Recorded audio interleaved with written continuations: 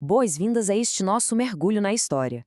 Quando a gente pensa naquelas histórias clássicas que ouvimos na infância, é super comum imaginar castelos brilhantes, magia de fadas e tudo muito leve, né? Mas hoje nós vamos arrancar essas ilusões coloridas e confortáveis.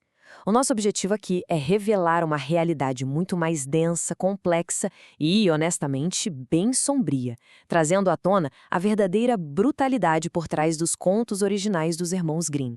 Então vamos direto para a seção 1, muito além da Disney e essa grande ilusão do Felizes para Sempre. E aqui já começamos com aquela pergunta que vira tudo de cabeça para baixo. Será que a Cinderela e a Branca de Neve foram originalmente criadas para embalar o sono das crianças? A gente cresceu com essas narrativas sendo sinônimo absoluto de história de ninar, mas o grande choque é que essa percepção simplesmente não bate com a realidade. As intenções que moldaram essas fábulas lá no início eram radicalmente diferentes. Tem literalmente um abismo gigantesco entre as versões modernas e os clássicos. De um lado, nós temos aquela ilusão super reconfortante, sabe? A magia que resolve os problemas, o romance idealizado e, claro, o final feliz garantido.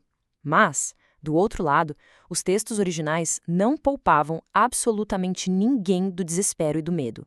A essência dos Grimm lidava com sobrevivência nua e crua, com moralidade implacável e consequências extremamente severas. O que nos leva à seção 2, o espírito do povo e a verdadeira missão acadêmica deles. O ponto crucial para entender tudo isso é sacar quem realmente foram Jacob e Wilhelm Grimm. A maior surpresa de todas, eles não eram autores de livros infantis. De jeito nenhum. Eles eram acadêmicos e linguistas respeitadíssimos. Nascidos em Hanau em 1785 e 86, a juventude deles foi marcada por uma tragédia imensa, a morte repentina do pai, que afundou a família na pobreza. E foi justamente essa adversidade que exigiu deles uma resiliência absurda, levando os dois para a Universidade de Marburgo em 1802 para estudar direito. Essa juventude difícil, somada ao rigor das leis numa Alemanha que era super dividida politicamente, forjou neles uma disciplina de ferro. E foi durante os estudos que eles foram completamente absorvidos por um conceito poderosíssimo na época, o Volksgeist. É uma ideia romântica de que a alma coletiva, o verdadeiro espírito de um povo, não estava lá nos salões da nobreza, mas sim escondido no folclore oral e na linguagem dos camponeses. A missão de vida dos irmãos, então, passou a ser capturar esse espírito antes que as guerras e a própria modernidade apagassem tudo para sempre. Todo esse esforço metódico de coleta rendeu um número bem específico lá em 1812, quando lançaram os Contos da Infância e do Lar. Naquele primeiro momento, eles catalogaram exatamente 86 histórias, que foram ouvidas da boca das pessoas comuns, fiandeiras, camponeses, viajantes. Nenhuma dessas 86 histórias foi inventada pelos Grimm. Eles foram apenas os guardiões. Agora as coisas ficam ainda mais densas na seção 3, a escuridão dos contos e as metáforas brutais. A verdade, o sem maquiagem é no mínimo chocante. Pensa na Cinderela. Lá não tem fada madrinha com varinha de condão. As irmãs postiças cortam pedaços dos próprios pés com facas na tentativa de calçar aquele sapatinho.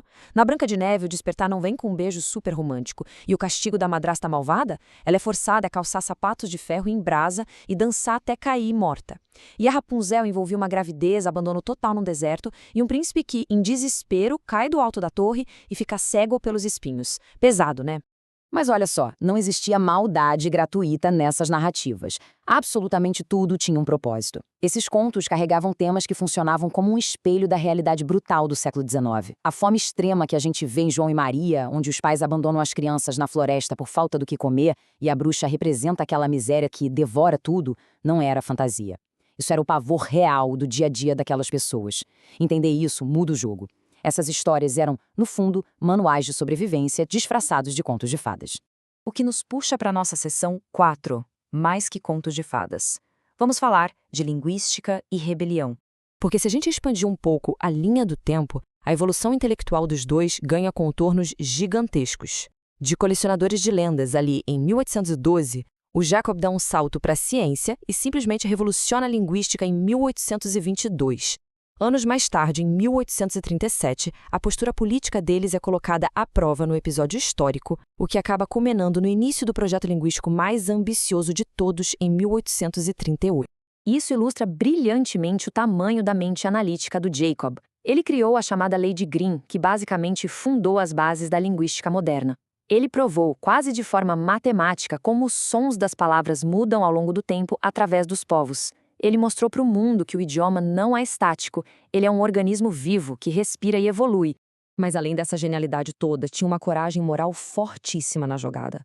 Como membros de um grupo chamado Os Sete de Göttingen, os irmãos foram expulsos dos seus cargos de professores e exilados da cidade. E por qual motivo?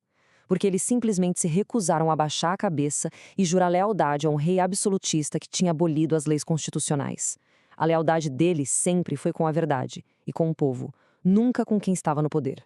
E essa defesa implacável da identidade do povo alemão terminou no último grande projeto deles, o gigantesco dicionário alemão. E o mais legal é que eles tratavam cada palavra catalogada ali como uma entidade viva mesmo, sabe? Com nascimento, vida e transformação. Foi uma obra tão faraônica, tão colossal, que mesmo dedicando os últimos anos de vida só para isso, o dicionário levou mais de um século para ser completamente finalizado por outras gerações. Estamos chegando agora à nossa quinta e última sessão, o espelho da humanidade e os preservadores do inconsciente coletivo. A união de todo esse trabalho moldou a forma como a gente enxerga o mundo hoje. Mas isso só foi possível por causa da dinâmica perfeita que existia entre os dois irmãos. Eles eram um equilíbrio em pessoa. De um lado, Jacob era o cientista rigoroso, aquele cara focado nas regras, nas raízes profundas da linguagem. Do outro, Wilhelm era essencialmente o poeta. A cabeça dele estava no ritmo, na narrativa, em como as histórias tocavam o coração das pessoas. Essa fusão exata entre ciência e lirismo foi o que tornou o trabalho deles imortal. E essa conexão quase espiritual com o trabalho nos rendeu reflexões maravilhosas.